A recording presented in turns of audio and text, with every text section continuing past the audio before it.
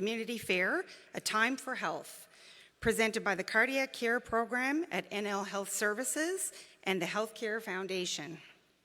My name is Bernadette Doyle Follett, and I am the Director of Wellbeing with the Provincial Public Health Program with Newfoundland and Labrador Health Services. We are so pleased to participate in this event today and to talk with you all about well-being, prevention, heart health, and of course, culture. Before we get the show started, I'd like to start with a land acknowledgement.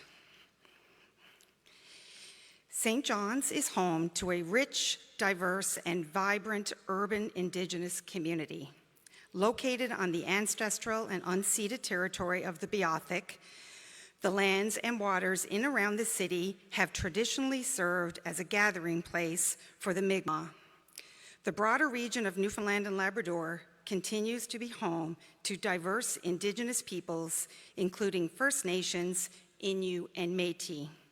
We honor and pay respect to the past, present, and future caretakers of these territories. Today, we're here to talk about well-being. Throughout the event, you will hear from different speakers about what well-being is, why it's so important, and how it relates to our heart health. But you'll also experience song, dance, storytelling, all elements that we know improve our well-being. Even coming together today as a group, we are doing something that helps contribute to our well-being. We know social connections dramatically impacts our feelings of well-being. So today could be the chance to meet someone new, strike up a conversation with someone you don't know, and learn new things. Without further delay, I'd like to turn the mic to Mayor Danny Breen to say a few words on behalf of the City of St. John's.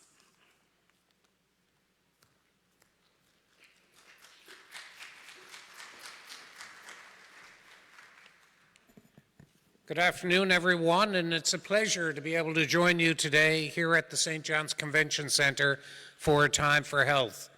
Today, we not only gather to discuss health, but to celebrate it through our culture, community, and our connection. It's great to see esteemed individuals such as Dr. Parfrey and Dr. Connors sharing their valuable insights with us, as well as local food samples showcasing our Newfoundland cuisine and the live music of Fergus O'Byrne and his son Fergus. Events like these reinforce our commitment to not just maintaining but improving the health and happiness of our residents. They provide a vital platform for connection and learning, and we're proud to support initiatives that foster positive engagement in our community. It makes good sense for local governments to invest in building environments that make the healthy choice the easy choice, which is why we're implementing a healthy city strategy, a strategy that aims to improve people's health and well-being by addressing the social determinants of health, looking at things like urban design, housing, inclusion, transportation, and how we can cultivate healthy neighborhoods. This strategy recognizes the importance of collaborating with other levels of government, other sectors, and community stakeholders. It's supported by an advisory committee, which I co-chair with Dr. Nazli Oganyami from Newfoundland Labrador Health Services. These sorts of events provide us such a critical venue for discussion, which we look forward to sharing with our Healthy City Advisory Committee and learn from this. Let's continue to work together to create a supportive environment where health and well-being are at the forefront of our community efforts. So thank you, everyone, for joining us, and I hope everyone has a great afternoon. Thank you.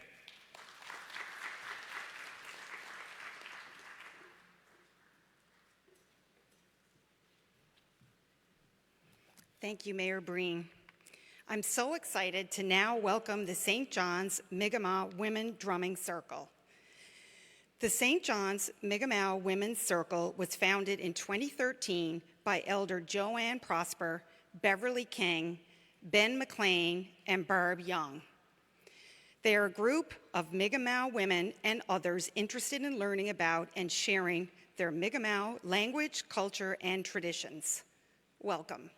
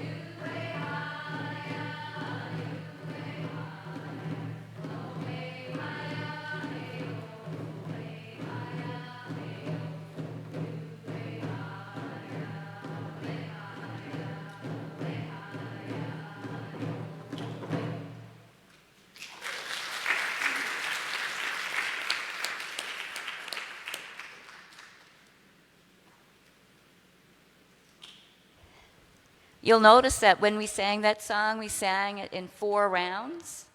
The 4 rounds are, we sing to the 4 directions, the east, the south, the west, and the north. Sometimes we might sing 7 rounds, which would include those 4 directions, plus the Creator above, Mother Earth below, and the Spirit inside. Our next song is the healing song.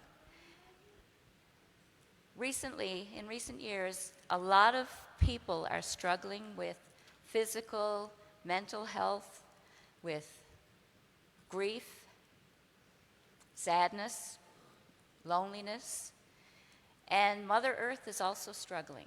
So when we sing this song, we are praying for anyone who needs healing. And I'm going to lead this one.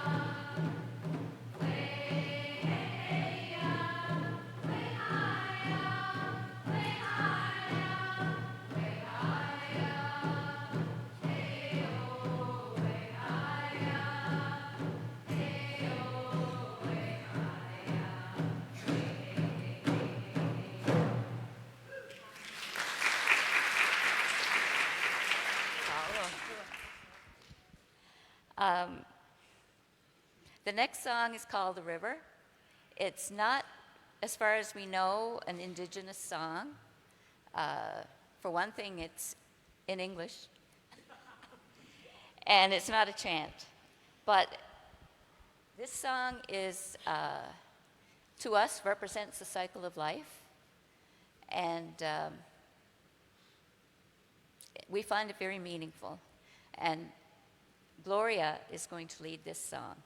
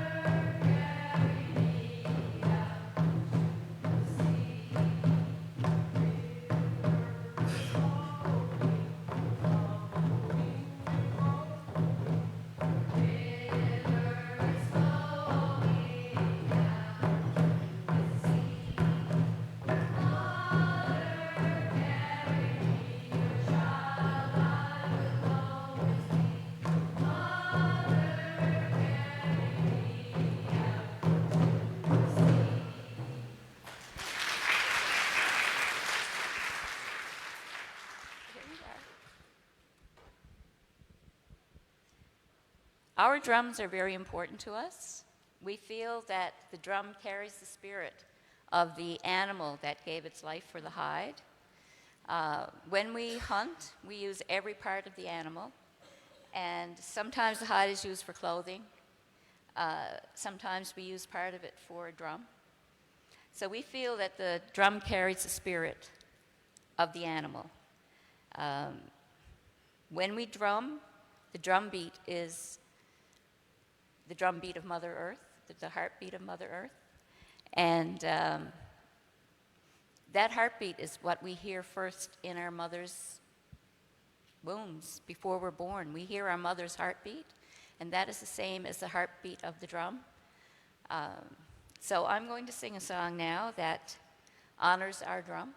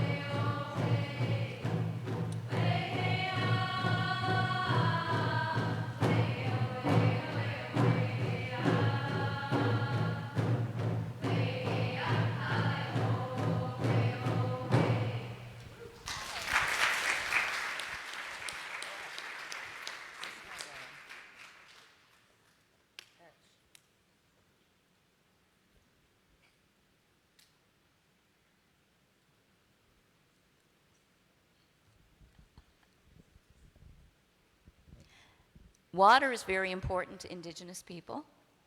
Water is life. The rivers, streams, lakes, the oceans, rain, they all ensure that life continues on Mother Earth. So we honor the water. Women are the water protectors. So we have a song now. It's called the Water Song, and Melinda is going to lead this one.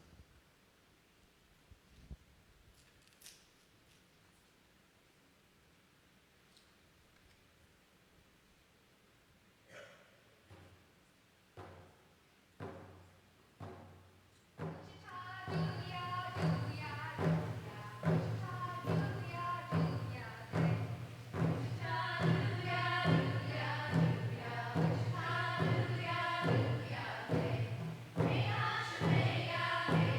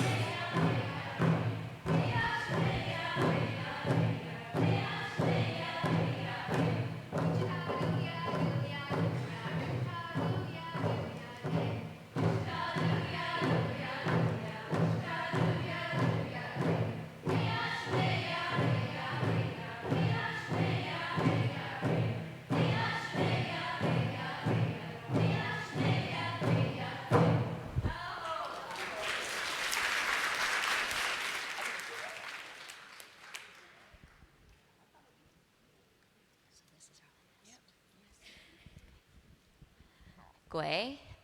Our next song is the traveling song. It's the last song we're going to drum today, or right now. The traveling song is sung at the end of gatherings or events of any kind, meetings even. And it's to wish the people who are going on their way safe travels. But it also can be a prayer for people who are trying to find their way on a good road in life. It's a wish that they will travel well and find the road that they're looking for. Sometimes the traveling song is drummed when someone passes away, and we drum it to wish them well on their road to the next life. We're going to all sing the song together.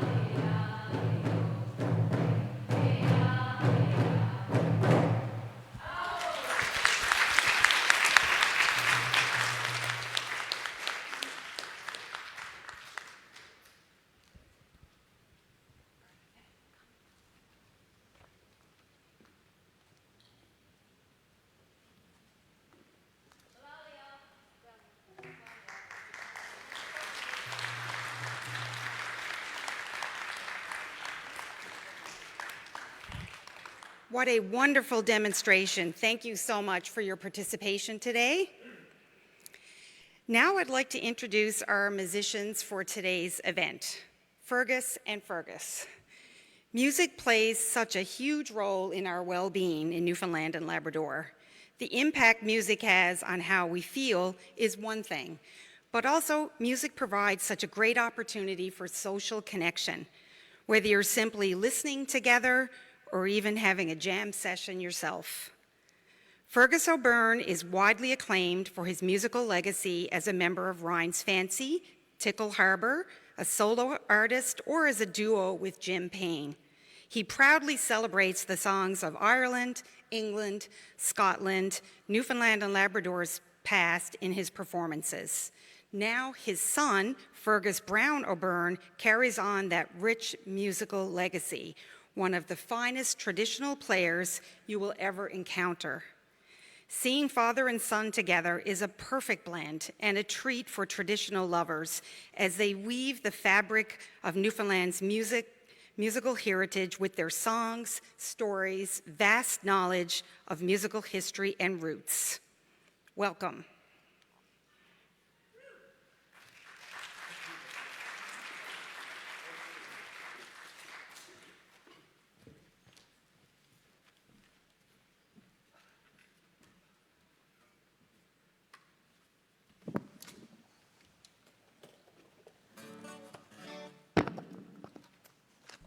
Good afternoon, everybody. We're delighted to have been invited to be part of this wonderful gathering.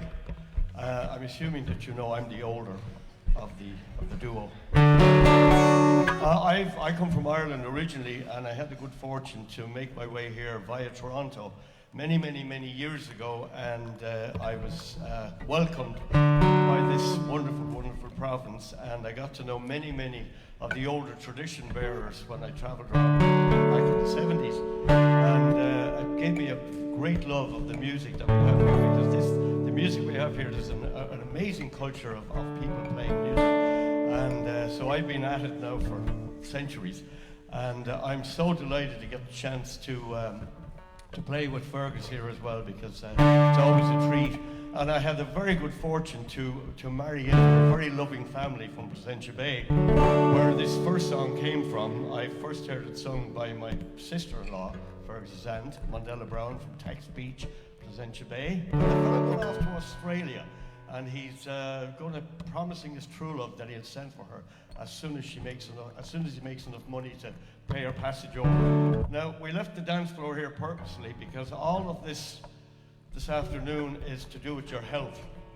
So a great healthy way to increase your capacity for doing things is to get up and have a dance. So should you feel the urge, the desire, or the pleasure to get up and dance here, please feel free to do so. There's no extra charge for dancing. A song called Far Away in Australia.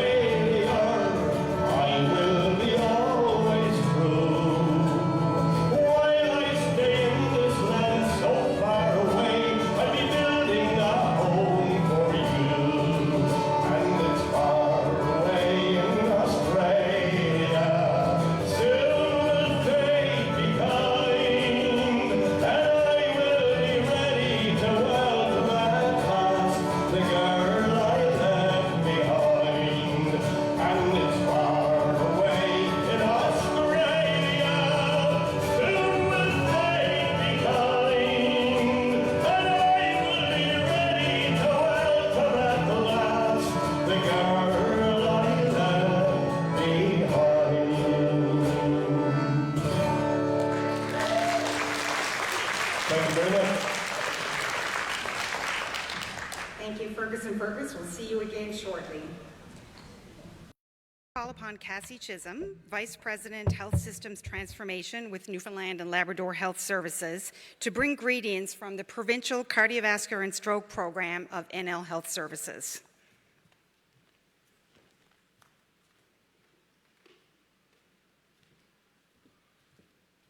Hi, everybody. I don't know why anyone would want to listen to me after Fergus and Fergus. Weren't they awesome? So thanks, everybody, for coming out today. It's great to be here. And honestly, after listening to that, I've forgotten everything I wanted to say up here. I'd rather just listen to the music. But I really do want to say thank you for coming out. And I also want to let you know that I represent many people across Newfoundland and Labrador within Newfoundland and Labrador Health Services that are part of the Cardiovascular and Stroke Program.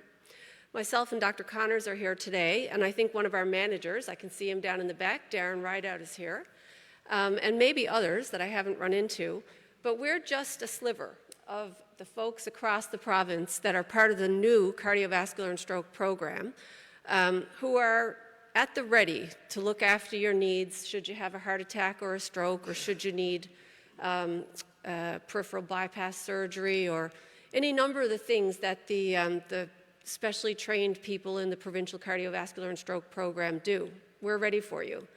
But to be quite honest, we don't actually want to see you at all. We'd much rather if you stay well. And that's why we're here today, because to be truthful, most of us who work inside the hospitals, in operating rooms and cath labs, and, who drive ambulances and are in emergency departments, we're, not to toot anyone's own horn, but I think we're pretty good at our work. We do a good job. I think you trust us when you get to us, and we can assure you that we're, working very hard to provide really good quality care if you do need it. But truthfully, we all would prefer that people stay healthy. And lots of us across the health system, from the insides of this health system, talk about what can we do to play our part in prevention and well-being. Not just talk about it, actually do it. And it's hard. It's a hard concept, prevention, well-being, health promotion. I think we all know a bit about it. I think we all have some sense of how to eat healthy and how to exercise and those sorts of things. But it's much bigger than that. And so, like so many things in Newfoundland and Labrador, so many good ideas, we were sitting around a table one night together, a bunch of us, talking about this problem of how do you really get at promotion and well-being and being healthy and preventing illness. And we started thinking about this idea of what you're here enjoying, hopefully today, a time for health. And we named it that because in Newfoundland and Labrador, as you know, a time often means a social occasion, a time when people come together and enjoy each other's company and laugh and enjoy music and food. And so we wanted to sort of combine that concept of a time when you enjoy yourself with a time as well when you might come together and not just enjoy yourself, but also hear a little bit about what's going on in the Cardiovascular and Stroke Program, and maybe think about some of those concepts that are important to health and well-being. So in the Cardiovascular and Stroke Program, we honestly think it is not just our job to look after your needs when you become sick. We think we also have a role in helping you not become sick. That is, stay well, enjoy well-being. And so this is a little bit of an experiment for us. We're getting better at it. I think this is our 4th event, and I really congratulate our partners here today, the Community Sector Council in particular, who did all the heavy lifting to get this great event off the ground. But really, we're learning as we go, and we really appreciate your presence here today. We'd love to talk afterwards when we're out milling around in the booths. But we'd really hope that you just sit back and enjoy yourself, because doing this is in and of itself being healthy, as Bernadette said. Thank you. Thank you so much, Cassie. I'd like to welcome Fergus and Fergus back to the stage for another song.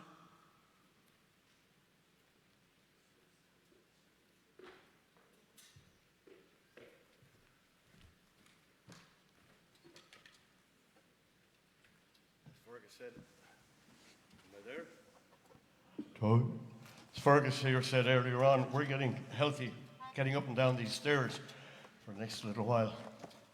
Now, I hope you don't mind the banjo. I'm going to play it anyway, but some people don't like banjos. I was told once that tuning a banjo is an oxymoron, so it's... We're going to sing a song about... we were out visiting out in Elliston during the summer. I went to the Sealing Museum out there, and to see those men out on the ice running around like they did They were certainly keeping their health with regards to movement, but what a hard job they had. But this song is all about one of those boats that would come into St. John's Harbour. In the old days, the first boat in through the Narrows, of course, being hired from England and Scotland and Ireland, coming in through the Narrows, the crew would be down on the dockside looking to go to work. And the first boat in through the Narrows would get the best of the best workers to go on board their boats. It happened that this boat came in the year that this song was written about. A song called The Old Paulina. And by the way, I did see you dancing under your feet and sitting down, but if you feel like getting up, you certainly can. There's a young lad over here, he might be the first to get out. And I could see him, he was just ready to go. There's a noble fleet of whalers sailing from Dundee, manned by British whalers to take them over the sea. On a western ocean passage, we started on the trip. We flew out to Lake Song in a gallant whaling ship. Oh, the wind was on our quarters, the engine working free. There's not another whaler that sail the Arctic Sea can beat the old Paulina. You needn't try me, sons. We chatted all the bravest forward into St. John. 12 Sunday morning, after leaving port, we met a heavy south gale and washed away our road. It washed away our quarterdeck stanchions just as well. So we sailed the whole shebang a plunging in the gale. Oh, the wind was on our quarter, the engine working free. There's not another whaler that sailed the Arctic Sea can beat the old Paulina. You needn't try me, sons. We chatted all but brave and forward and deep to St. John. Archie Ackman said his canvas for weather, God and steam. Captain Guy, the daring boy, could turn through the stream. And Mullins and the husky tried to beat the boom and laugh. Oh, to beat the old Paulina was something we could not. Oh, the wind was on a quarters, the engine working free. There's not another whaler that sailed the Arctic Sea can beat the old Paulina. You needn't try me, sons. We chatted all but brave and forward and deep to St. Take away.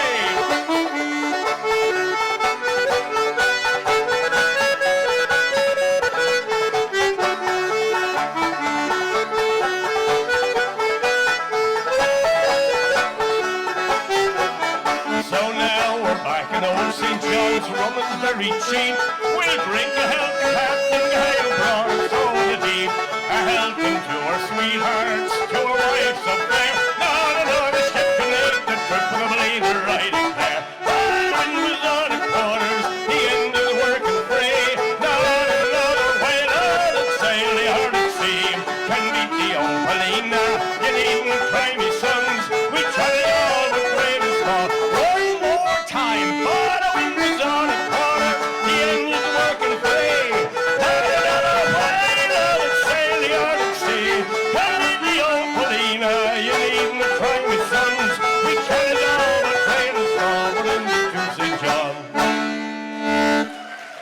Thank you very much.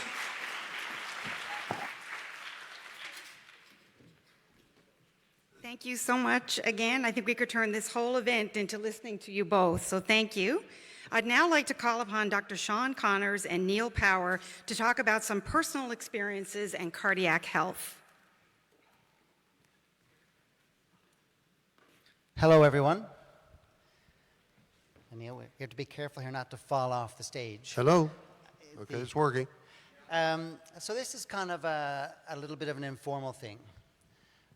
I love the words that Cassie used starting off, and basically, told us that we're really good at looking after you. And I hope that most of the people in the audience here tonight are not my patients. But if you ever get there, we're really good at fixing your heart. Or if you've had a stroke or other things. But we're good. But if we're going to do better in this province, we got to get you before you come through the door. We don't want you to come through the door. How do we find a way so you don't have those troubles? We're there if you need us, but I hope to goodness that you'll never need us. So the object of this whole session, and we've talked about this and we've had so many brainstorming sessions, this may be our 4th or 5th event, is that we want you to think about wellness. And what does that mean? We want you to think about having a better quality of life. And it's not just the hospital that determines those things, right? It's how we live, right? Access to food and clean water, exercise. My goodness, around us we've got all these things. Codfish and berries and hiking the East Coast Trail. We can do it. We can make ourselves healthier and not need what we have inside those hospitals. So it would be wonderful if you led your life, you thought about wellness, you never got sick. That's what we'd all love to have. I'm not going to take up too much time, Neil. Just hang on there. Keep going. Like, as a demonstration, in a man's average length of life in British Columbia is around 81 years. Anyone know what it is in Newfoundland for a man? Well, a little bit more than 65, but 77. We lose 4 years. Here we are, a fantastic culture, surrounded by healthy stuff, surrounded by great places to exercise, and we lose 4 years. We're doing something that we need to change. I can't change it from inside the hospital in an operating room. We can change it from talking to people like you. So we'd love it if you never had a heart attack, but now I brought along one of my patients here, Mr. Neil Power, and we're going to go through his story now, because even if you do end up having a heart attack, you can still think about wellness. You can still do things that make sure you never come back through those doors, because believe me, you don't want to come back through those doors. Open heart surgery is bad the first time, is really bad the second time. So let's talk. I'm going to turn it over to you, Neil. Tell us about your journey with the heart. Thank you, Dr. Connors. My name's Neil Power. As he said, there's one thing I want to do here today outside of discussing health. I want to thank Dr. Connors and the previous cardiologist, Dr. Mike Fiore, for how well they've treated our family over the decades of heart struggles. Thank you very much. It's fabulous care. For us, our family was introduced. Our family was introduced to heart health, or the lack of heart health, in 1966. When I was 6, my father died suddenly of a heart attack playing hockey. The years that followed that, a lot of concern wasn't given to the real heart care. But then, unfortunately, in 1981, I had a brother pass away in an automobile incident. And his autopsy showed that at 28, even though he was an athletic director, that's what he worked at, didn't drink, didn't smoke, his arteries were that clogged that he would have to have open heart surgery within 5 years. So that put our family, well, we better check on this. So we all got our first cholesterol test, and mine was 12.4. And I was the low one.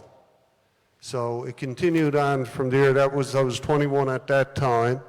And March 1st, 1990, I had my first heart attack. How old were you then, Neil? I was 30, and coincidentally, I had that when I was playing hockey, and my father had died playing hockey with a heart attack. So that was pretty scary.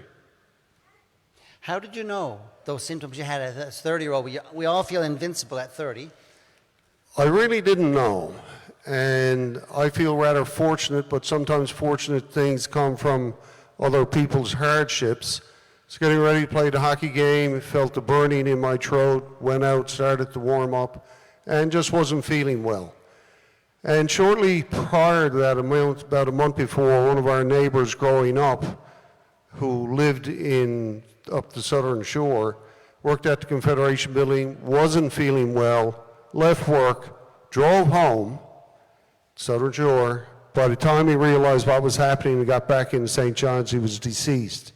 So at the time I had my heart attack, I was playing here in St. John's, living in Kelligrews, and rather than drive home, I left the game, went in and showered, and went down to St. Clair's, and I was having a heart attack. So I was very fortunate, but that good fortune was bothered by someone who didn't seek that care, unfortunately. And I think that's one of the things people have to realize, that you will notice the difference. Don't let it wait too long. Get to the special care units as best and as quickly as possible, and you will suffer less damage. Yeah. I think the lesson there is, you guys all know your own body's best. If something's not right, have a conversation with somebody. Like, don't just assume it's heartburn. We've had a lot of men who've died with a package of Tums in their pocket because they figured it was heartburn and never came to the hospital. So Neil knew something was wrong. And at 30 years old, I would say the majority of people probably wouldn't have been as smart about it as you were, but your family had given you kind of warning. Yeah, I was very lucky.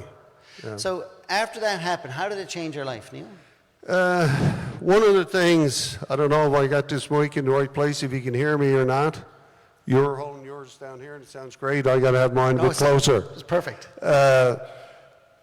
What happens then, I went through, I guess, more of a mental revolution than a physical resolution in life.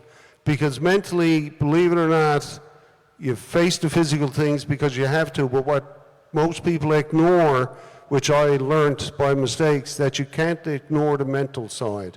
You'll get in a depression mode and a why me mode and every other thing that you want, but you got to realize that you do have it tomorrow. And for me at the time, you kind of stop. I won't say I rebelled, but not only did I go back playing hockey, I took up squash and, tempting the fate of God, and which helps, and I did clear that with my cardiologist at the time, which helps the physical side, but the mental side, I think you got to really take care of it as well. You adjust your eating habits, and it's not to the extent, I think everything in moderation. If you want a fish and chips, have it. Once or twice a year is fabulous, and if you're going to do it, add on the dressing and the gravy, get it all out of your system while you can, and then move back to your salads and, the things that are on the healthy plan. But it is a change in life. It's not as drastic as you think. For me, the other thing I started doing, which I continue to do today, is walk every day. And I found that not only mentally relieving, but also a great physical benefit, more so than the higher performance sports or squash and, where you work up the sweat. So it is a change, but it's a lifestyle change that's easily adapted to. We'll add years to your life. We'll add good mental, physical being. You'll get socialized, stay active and join groups, and, life goes on. I think that Neil makes a really important point here, that healthcare is more than just your physical health. Like, it's not about how your heart's working and everything else. Is like you have to live. So mental health. Do you feel well? Do you feel included in society, right? Do you get out and exercise? Like, is the environment that you live in good? Is the house that you live in good? Is the water you drink good? But mental health is so important, and we can't measure mental health with a stethoscope. But you're right. You go home at 30 years old with a heart attack, that's a big thing. Your well-being, your quality of life is as much determined by your positive outlook as it is by whether your heart's been fixed or not. That is so true, and I didn't realize at the time, but I was in a depression mode, so much so that's all I did was stay home and play Super Mario, until I saved the princess, and I hadn't played it since. So, but with our family, just to the realization of what things go through, so both myself and my two brothers have had heart surgery. We all still remain active. My older brother will be 77 in a month or so. He's playing golf two or three times a week and walking and hauling the cart around. My other brother had heart surgery 20 years ago. I had mine 22 years ago. And everybody still remains active, and it's a good family support system, but you got to stay positive, because believe it or not, if you live 20 years and you didn't do anything, now that would be depressing. So stay active, get out there, eat properly, exercise properly, everything in a comfort zone where, you make sure you're doing the best for your health, but enjoy life, because time is going to go by, whether you want it or not. Do it with a smile and, stay positive. Well, I've been looking after people with bad hearts for 25 years, and when I listen to Neil speak, I love this place. I love doing it. I can't wait to get to work in the morning because we can make an impact. But I've learned we got to go further, right? We don't want you to come in through the door. I think we might have a second. Does anybody have a question for Neil or for I, or anything that you're wondering about at all? I think Neil did a perfect job explaining everything. So But I mean, you can always find us after. I'd like to thank Neil for doing this. Thank you. Because it's not easy to get called by a doctor and say, come on down, get up on stage and tell your story. He didn't hesitate for a second. He jumped on it. Thank you, Neil. I made a promise to my previous cardiologist because I was so young. He made me promise, he treated me that well, he made me promise that if any of my friends or people I knew were ever going through any heart issues, had to have surgery, had to be in hospital, that I would go over and talk to them. So I've kind of honored that. So when you asked, I said, well, I got to do this. Thanks, Neil. All right. Okay. Thank you.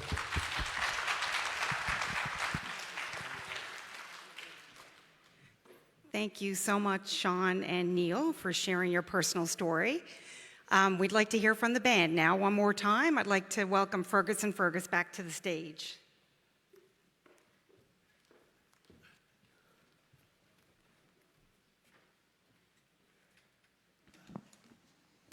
Okay, we're going to play a set of tunes now on Fergus. I'm going to accompany him on the Bowron, but Fergus is going to play a set of tunes now, some slides. And if you're anyway familiar with the music in Newfoundland, it's quite similar to the music that's in Ireland as well, tunes and dance tunes and stuff like that. So I'm still encouraging people, should they feel the urge to get up and have a dance, by all means do so. Because not only is it good for your heart, but I've never seen an unhappy person out on the dance floor having a dance. So go for it, Fergus, some slides.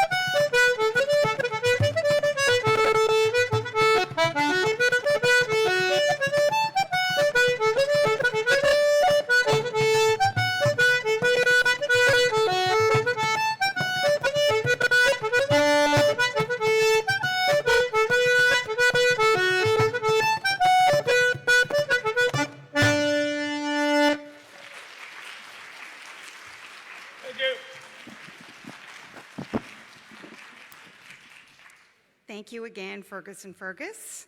Next to the stage, a man who is likely familiar to many of you as either a doctor or a rugby coach. Please welcome Dr. Pat Palfrey, Deputy Minister of Health Transformation, and back to the stage, Cassie Chisholm with NL Health Services.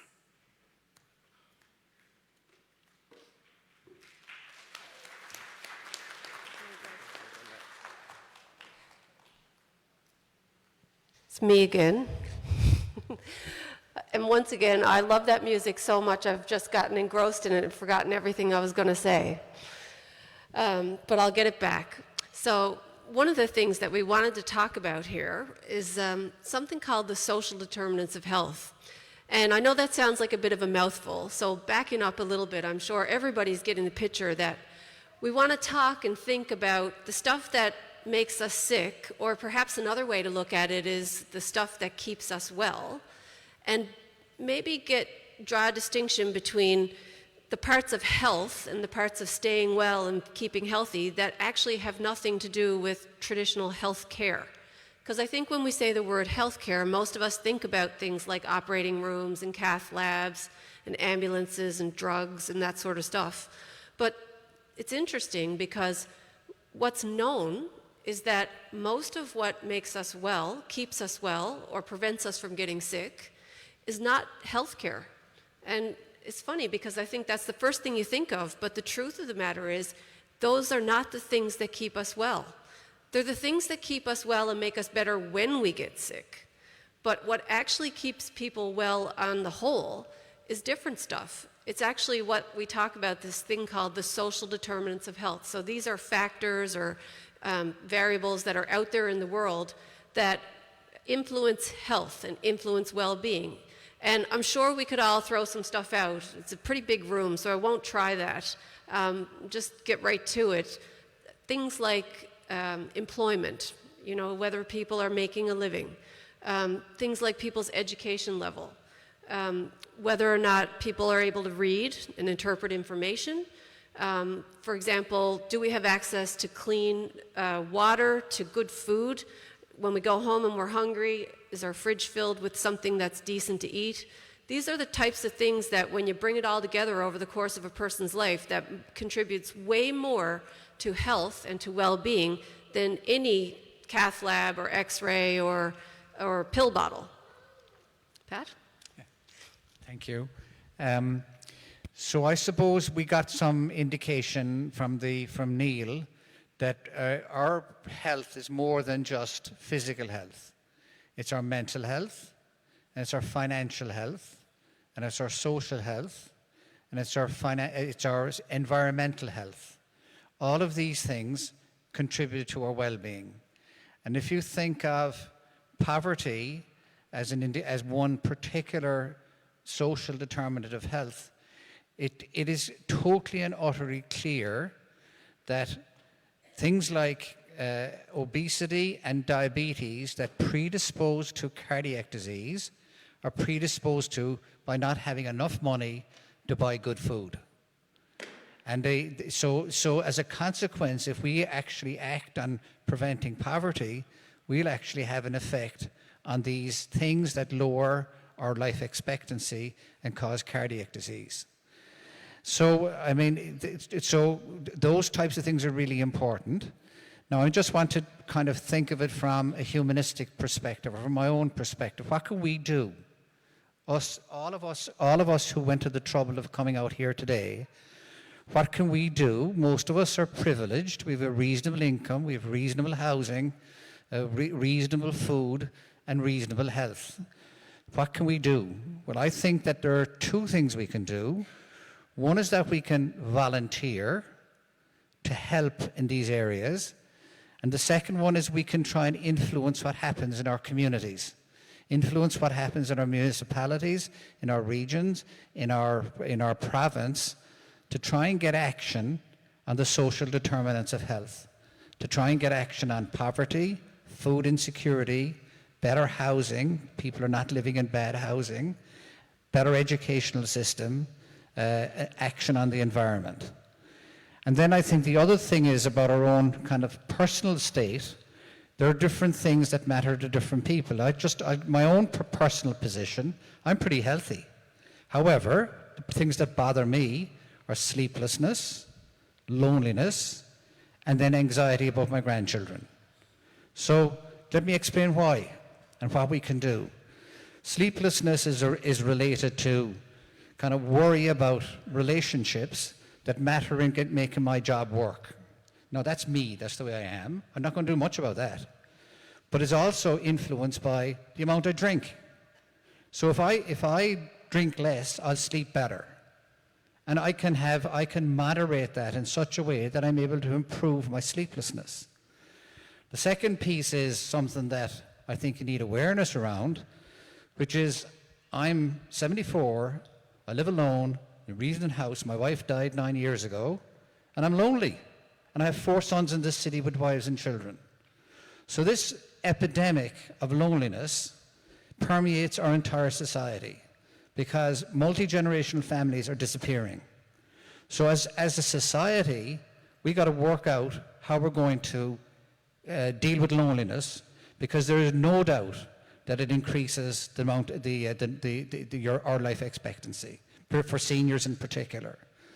And then the piece about my grandchildren is related to another social determinant of health. Children these days are getting more anxious. They go to school, they don't want to go to school, they stop attending school, and those kids who stop attending school don't get a high school degree, don't go to university, and they are now, their life expectancy is diminished as a consequence.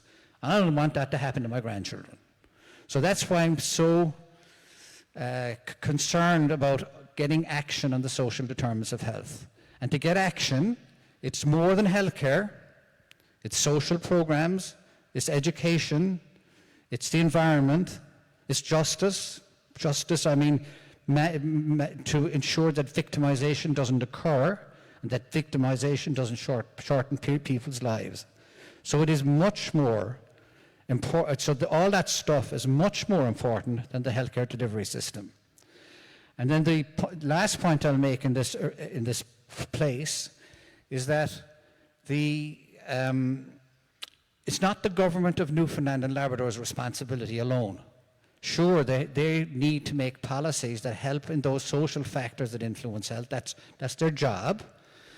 But it's also our responsibilities in our families and in the societies that we live in, that we try and influence what happens in those communities in such a way that we have healthier living within our community, we have better housing, we've got civic and social programming, particularly for vulnerable groups. We've got a transportation system that works. We have an environmental system within our community that works, and we need to influence that. Which now brings me to passing it over to Cassie to talk about our superpower. He's stealing my thunder. Pat, before I get into that, your story is very human. I can't imagine that there's anybody in the audience who doesn't share some of those same concerns, around family and how to do things in moderation in your life. As a woman who had half a bag of Doritos last night, I'm absolutely familiar with trying to do things in moderation. And I look back to Neil's words, it's okay to have fries, dressing, and gravy, a few times a year, I'm sure, more than a few times a year. It's a matter of doing it in moderation. Those are the types of things that we want to leave with you resonating here today, aside from the things that Pat just spoke about. So back to our superpower. In Newfoundland and Labrador, you often hear things like, in the media in particular, you hear things like, we lead the country in chronic disease, we lead the country in obesity and physical inactivity or highest blood pressure. And nobody wants to be first for any of those things. Those things are not great to be first in, not a great story to tell, and we want to get away from being in those positions. But what you often don't hear is that Newfoundland and Labrador also leads the country in some really good things. So, for example, in our feeling of social inclusivity, in how we feel as a community, in our faith in institutions here in Newfoundland and Labrador. We lead the country in some of these things, and we just finished talking a lot about these things that we lead in are the social determinants of health, and those are the things that actually keep us the most well. So if you follow through that argument, where I land is this.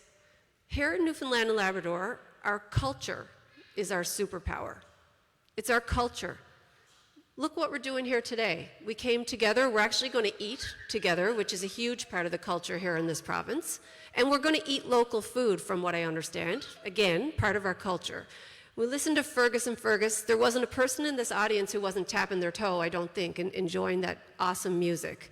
And those are the exact sorts of things that we're known for here in this province. So I guess what I'm saying and what we're saying is that we need to enjoy our culture and all its best parts. And in doing so, if we make moderate choices and pick and choose a little bit, we will be healthy. And doing that is us looking after ourselves. So that's a pretty good story to tell from my perspective. I'd just like to add to that. So if we lead the country in quality of life, which we do, we lead the country in high life satisfaction. We lead the country for a sense of belonging to our communities. We lead the country for a sense of cohesion within our communities. So why can we not use that superpower to anchor change that revolves around healthier living and action on the social determinants of health? And that's what we're going to try and do, and using that hypothesis. So I'm going to finish out pretty briefly. Are we actually taking any action on this stuff, or are we just talking about it? Has anything happened since last year that would make us think that we're actually serious about the social determinants of health? And there is. There's been a poverty reduction plan that revolved around targeting children to prevent poverty in families with children by increasing the child benefit. There's been action on food insecurity amongst children by increasing the nutrition benefit from 1 year to 5 years. And there's been action in schools to have a universal lunch program, which is going to start this year in all schools of this province, targeting children. There has been a change to the way we're thinking about guaranteed basic income. We can't guarantee a basic income for everybody in this province because we don't have enough money. We need the federal government to be partners in that. But we can certainly target groups of people who are particularly vulnerable. And there have been 3 groups we've targeted. One has been youth in care who need to have money to transition into a job. That has happened. We have people who are aged 60 to 64 who do not benefit from all the programs that the seniors have. That's been provided with a guaranteed basic income. And then the third group of people are people with disabilities who have worse health outcomes than us, and they've been given $400 per month addition to their income to help them, plus $1,200 per year to go to a disability savings plan on top of the federal government's $2,900. And we've started to access or to support things that seniors want, which is they want to age in place. They want to age either in home, but certainly in their own community, and therefore starting programming that supports seniors aging in place has been a direct objective of the work that I'm doing in the provincial government. And furthermore, there's been action on housing and there's been action on education. So I do think that there has been action taking place around the social determinants of health, but our objective here is to try and get you to influence society, that we can improve social factors in our own communities and social factors within our government, within our province. So I think I'll stop there.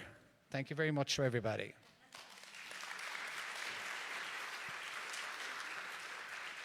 How long did I go on for?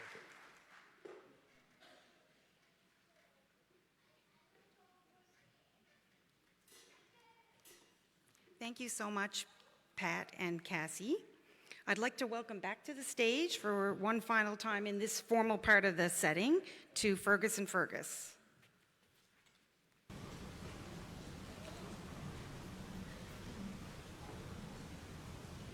much.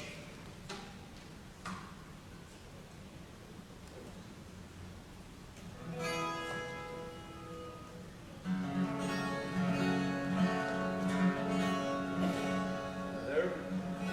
Am I there? Am I there?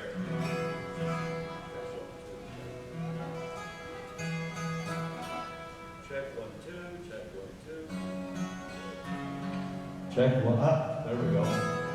We're going to sing a song that myself and Fergus had great pleasure of talking about healthy environment and doing something healthy and fun all at the same time. We were invited back by some cousins in Ireland, all on my mother's side, the McGraths, several years ago to record an album with all the singers and players from the McGrath side, my mother's side of the family, and we had a wonderful time doing it. And reflecting on it, I was meeting people I hadn't seen in many, many years, and Fergus was meeting cousins that he didn't even know he had. So it was just overall a great environment and making music together. Maurice McGrath, who's a big part of the project, first cousin in Dublin, wrote this lovely song about a place in Donegal, about a drive that you take into a place called Glenties through Lough Finn. You drive by this beautiful, beautiful lake. And it's the most gorgeous, gorgeous part of the country. If you've never been to Ireland, and if you ever get there, go to Donegal, because it's gorgeous. The song is called Glenties.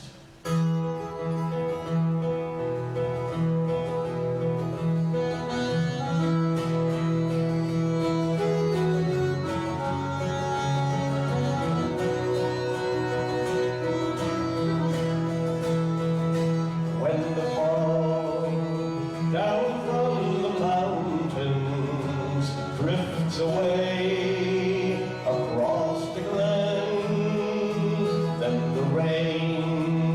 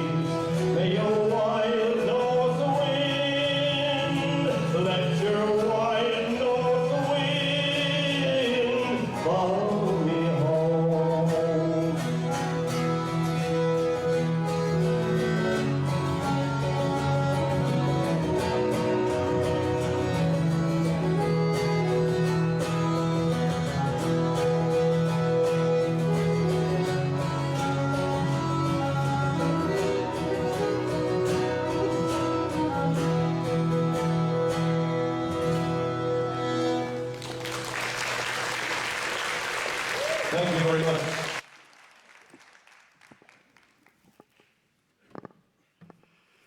Thank you so much, Fergus and Fergus, for participating in our event today and bringing so much life and culture to the event.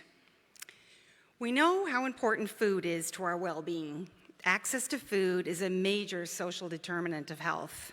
To talk more about the importance of healthy, locally grown food that is available right here in our backyard is the CEO of Food First NL, Josh Shbee.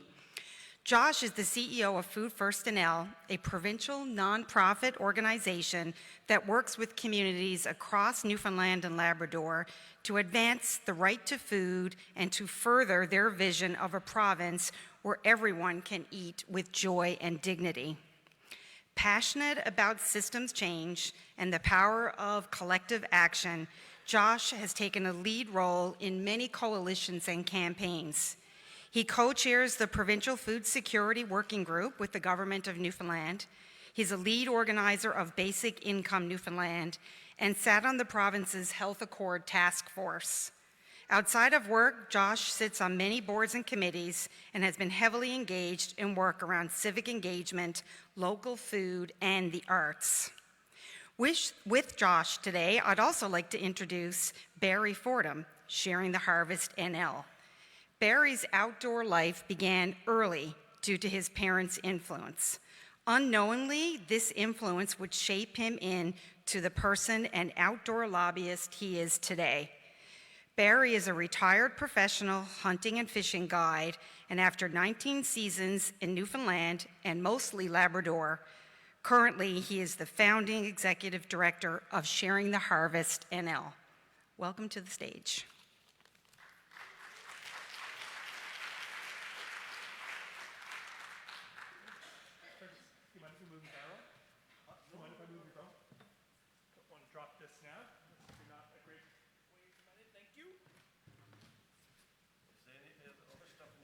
I don't think so. We'll try not to kick your squeeze boxes, Fergus. Let's see what happens now.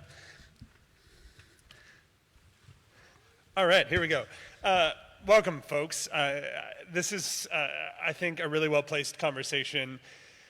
We're talking today about culture, and we're talking today about health, and it's hard to think about a place where those two things connect more than around food, and particularly around local food and how the bounty around us can sit in our lives and in our health. And I think this is actually a really good time of year to be thinking about this. You know, it's harvest time. I just was at the farmer's market yesterday, and so I'm away for 8 of the next 9 days, and I was still like just having the hardest time not coming home loaded down with 50 pounds of everything, because it's that time of year when the bounty is so visible around us, right? Moose hunting season is just open. Food First NL, we just got our tags. So we're thinking also about the bounty of the woods at this time of year. And then in my shop, we're also thinking about who has access to that bounty, who can go out into the woods, who can access that amazing local food that we're all going to taste a little bit of later, right? Because when we think about how does food sit in well-being, it's not just calories, right? We're not just machines that we charge our batteries. Food has such a role to play in our mental health and our cultural health, in that joy of sharing. And unfortunately, this province is very challenged in some ways around that. You know, we have the highest rate of what they call severe food insecurity, but most of us would just call hunger, of any province in this country. So almost 1 in 10 people in this province are going hungry now, which is a wild thing to say in 2024. And it's a wild thing to think about when we're thinking about the power of our food systems and our health. And so I'm super glad that Barry's able to join this conversation, actually. Our two organizations have worked together a lot, and Barry himself and his organization have single-handedly done a lot to break down some of the biggest barriers around access to wild foods. So maybe, like, to start, Barry, do you want to tell folks a little bit about both what Sharing the Harvest does, but also why? Yes, thank you, Josh. I began my lobby in 2008 with the government to allow us to be able to donate moose and caribou meat, big game meat, to the food banks. We finally got that right in 2020, And then we noticed, though, that there was significantly more food that we could use. I've always went down to the Middlecote Beach to get capelin, and I donated those to the Salvation Army over the years. When I first started doing it, the clientele at Salvation Army, their reactions to this free food, to capelin, to what most of us think is just run of the mill. To people in these conditions, it means the world to them. And their reactions only strengthen my resolve to see this to the end. And now we have all kinds of food, what we call country food. Moose, caribou, rabbits, partridge, grouse, the berries, the vegetables, it's endless. And it's all right here at our fingertips. All we got to do is bend down most times, and it's free. It's free. Food bank clientele may not necessarily have always the resources to be able to get there, transportation-wise, may not have the resources, equipment-wise to get it. But we've all grown up with the country food. And when we start donating country food to the food banks, their first reaction was, what? Moose. To now, where people are phoning up to the food banks, do you have any country food? It's amazing. This year alone, I've bought and donated 10 braces of rabbits, that's 20 rabbits, snared only, cleaned, over 700 capelin, 10.5 gallons of blueberries. The list just goes on. I'm waiting now to hear about 12 gallons of partridge berries that I've got ordered. And I put those 2 cups in a Ziploc bag and give those to the food banks. I'm dealing with 7 different food banks here in St. John's area now, and I am flat out, I can't keep up with the demand. So what do we need to do to make the program more successful? We need our hunters, our foragers, our anglers, our vegetable backyard growers to start stepping up to the plate and donating these foods, because what's another angle of sharing harvest? At the end of each year, we look down our deep freezers and we see all this food that we have left over, and what do we do with it? We throw it out. That's a shameful waste of our wildlife resource, and even more to it, it's a shameful waste that we're not thinking of our own people here in Newfoundland and Labrador that can use it. Whenever I hear you talk about this, Barry, I'm reminded, and I was glad to hear Cassie and Pat talk about our superpowers, actually, because wild food access in this province is actually one of those superpowers. We have, by far, the highest percentage of the population accessing wild foods of any place in Canada, by far. So if you don't hunt or gather yourself, you almost certainly know someone who does, or have someone in your circle. You know, this is not something that's at arm's length, even from people like me. I live 5 minutes walk from here. You know, I don't have a lot of space in my place for a deep freeze or anything, but you know, even for someone like me, my partner teaches violin lessons, and her students' parents come by and they drop a load of moose in our fridge, right? Like, it's part of our day-to-day life in a way that I think, if you live here, you sometimes forget how special that is, right? And I think to speak to some of the work that you're doing, just the reaction you see in people, I think one of the other places, and one of the other real connections here between our local bounty and our health is healthcare, food and healthcare, right? Who is the biggest buyer of food in this province? By far, it's our healthcare system, right? And we are really seeing some good work happening around bringing those country foods into healthcare settings. So, you know, we're part of a collaborative of folks who are doing that work in Labrador, and to see the faces of people in Goose Bay long-term care when they're being served partridge soup for the first time in years, right? Like how much that matters to someone for whom that is the tradition and that they've grown up in. Those are the tastes and smells of childhood. And I think, you know, I think you're underselling the amount of work that you put in some ways to break down those barriers to making those things happen, which are bureaucratic, and there's process things, and there's a lot of rules and regulations to get around. And I wonder, Barry, like, what's kind of I know you're talking about what people can do. Are there other things that need to change to make this, the bounty get shared even better? Well, I think, seeing that you asked me, I'd like to have more support from government. It seems that I'm out there, a lone voice out in the wilderness.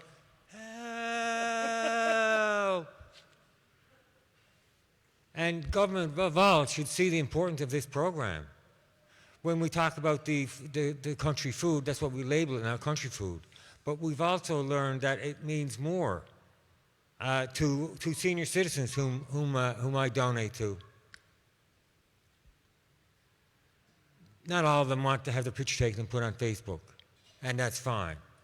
But the senior citizens grew up with this kind of food, and to them, it takes them back to their childhood, not necessarily to the childhood, but to the days when they could perhaps go and catch and hunt and harvest things themselves. And then it becomes comfort food. To families who may not have resources, who may not have necessary skills to get this type of food, when they get it, it's special. It's very special. Because it's so special, they want to take the time to prepare it properly. And they're going to involve the kids. And they talk to the kids about the stories about they had when they were growing up. And I guarantee you, because this is a special meal, it's not going to be eaten in front of TV. It's going to be sitting at the dinner table, spending quality family time together.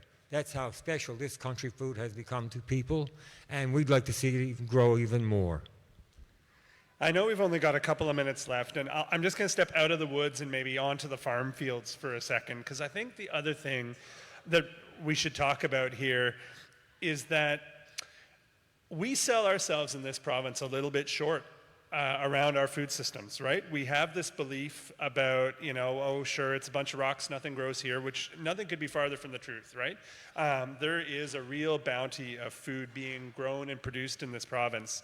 And the other perception that sits with that sometimes is that food is expensive, that local food is a luxury. And you hear this, and I think, there are luxury versions of local food, sure. Like, walk up and down Water Street and you can spend $50 on something made of $5 worth of parsnips, right?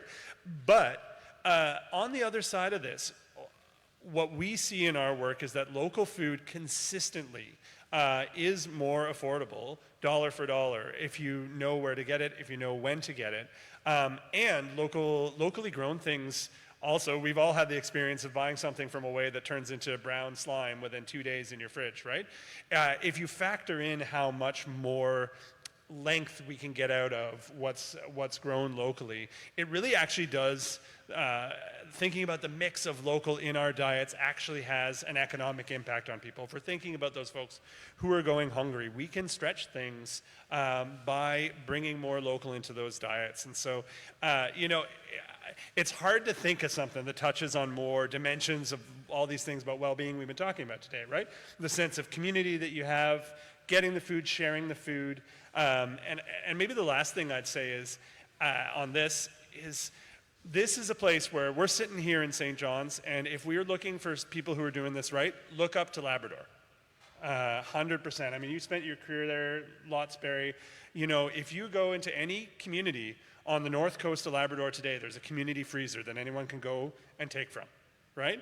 And hunters are filling it, gatherers are filling it. There is an infrastructure for a culture of sharing, and I think, it should remind us that different things are really, really possible. And I've been really inspired by my time spent up in Labrador working with folks who run those programs, and I'm sure you have. So maybe the last thing I'll ask you, Barry, and then we'll get off stage, is like any other big lessons or things you'd want to share.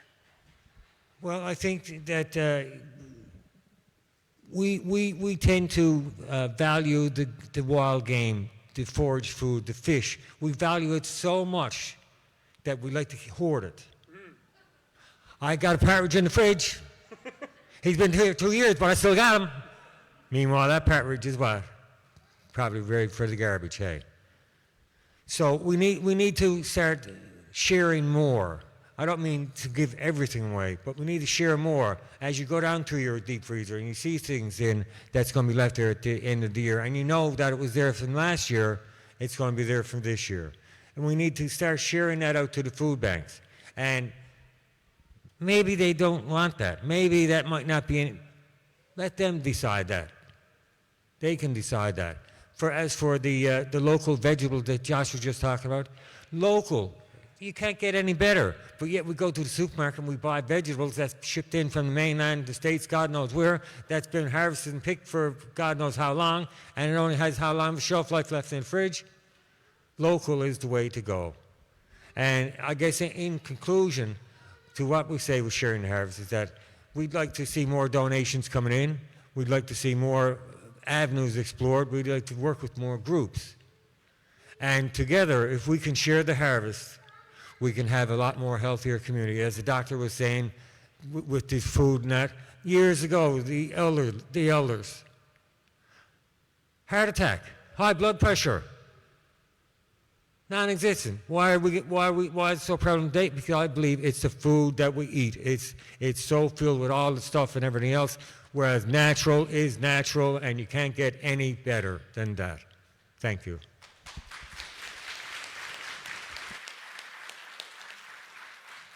Thank you so much, Josh and Barry. You can probably hear some activity happening near the back of the room, so we're getting ready to close out the event. Before I have some final words, I'd like to welcome a valued partner without which this event would not have been possible. Please join me in welcoming Colin Corcoran, CEO of the Community Sector Council.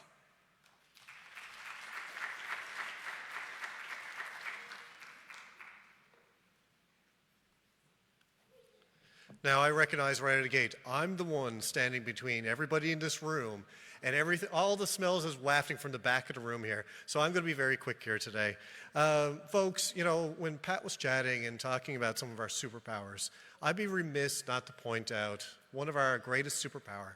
It's how much we care for each other and how much we care for our community. In Newfoundland Labrador, on average, volunteers contribute 161 hours to their communities every single year. That is the highest in the country. We care about each other. And we care about the 6,000 community groups and organizations. Many are who are here today. Go ahead. If you are interested, if you are privileged enough to be able to volunteer, consider asking some of the people at the booths, do you need an extra hand? Do you need some help? Because as you care and as you help, it helps with your own well-being. Volunteering helps with your own health. It helps you to stay more active. Imagine if you're digging your hands into the dirt at a community garden or you're selling tickets at a fundraiser. It helps you stay up and be active. It helps you be more social. It helps you get out with different community groups and service organizations that are helping you to reduce social isolation. Helps you become more employable with your financial security. The skills you earn from volunteering, otherwise interpersonal to running a meeting, they actually help you when employers are looking for those skills. And at the end of the day, folks, when you volunteer, you feel good. You feel good about helping the people around you, and that contributes so positively to your health. So if you can, join the 210,455, and hopefully and counting, people in this province who volunteer. Volunteer in your communities, volunteer for your health. So without much ado, folks, I'd like to remind you of some of the amazing things happening here today. When you leave today, make sure you do the well-being survey that you'll be caught at the door when you're on the way out. Please take a look at all the booths today. In particular, there's a wall there with sticky notes, what it means for your well-being. And today, I'd like to also thank a number of the partners and people who made this thing possible. From everybody from the Cardiovascular Stroke Program with the province, to Wellbeing NL, to the Healthcare Foundation, to Fergus and Fergus, to the chefs, to the place. Let's give everybody a round of applause for who contributed to today's event. And folks, as you leave here today, I want you to leave with one last thought. Think about your own well-being, think about the well-being of your communities, and think about how together we can be a well province. Thank you, everybody, and thanks for coming. Thank you so much, Colin. Well, this ends our event for this afternoon, almost. We are so pleased to be able to offer, as part of this event, a sampling of locally made food from a local chef. These small tasting plates are available inside the theater, and we encourage everyone to stick around, have a chat, and discuss the food, discuss the weather, discuss anything that's on your mind. And just to reiterate Colin's remarks, please take a few minutes to visit the booths in the room behind here. There's a lot of really good information and even places where you can sign up to become more involved. So thank you all for coming. Safe travels back home, whether that's near or far, and enjoy the rest of your evening. Thank you.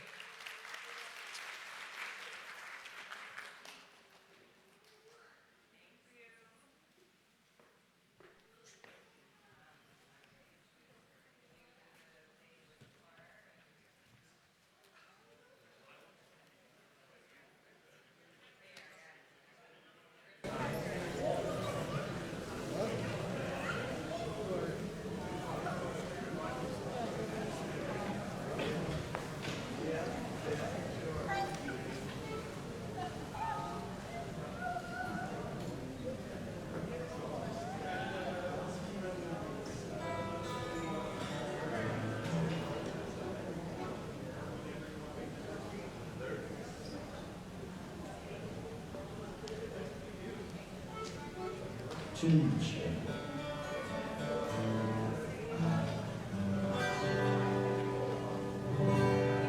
Okay, some dinner music. Music to eat food on. Now this is a song written by a good buddy of mine, Robert O'Reilly. We were musicians together for a long, long time. A song called West Country Lady.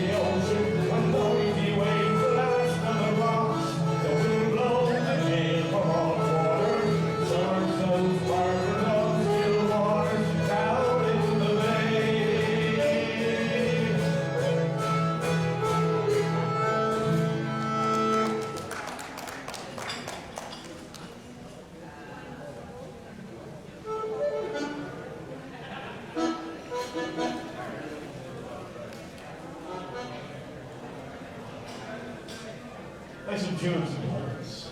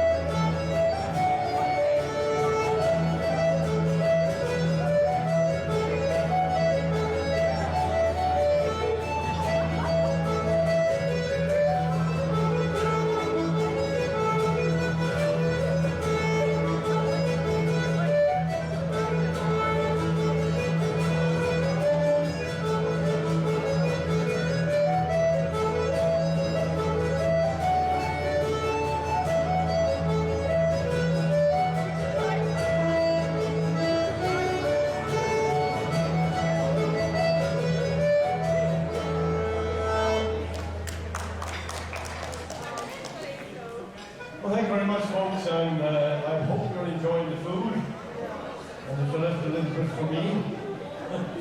Didn't need it all. Anyway, we're going to finish off. Fergus, by the way, is heading over to a place called O'Reilly's Pub. If you want to hear more fantastic music, over O'Reilly's at 3 o'clock. There's a whole bunch of musicians over there going to play tunes for a few hours. So it's a good spot to hang out for the afternoon. Good, healthy music. Finish off this one.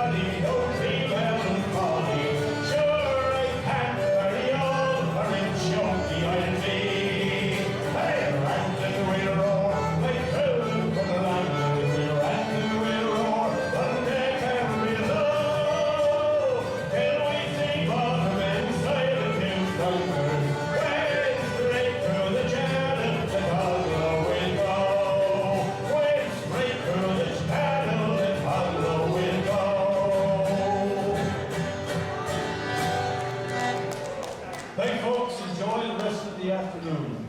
See you again, everybody. Thank you.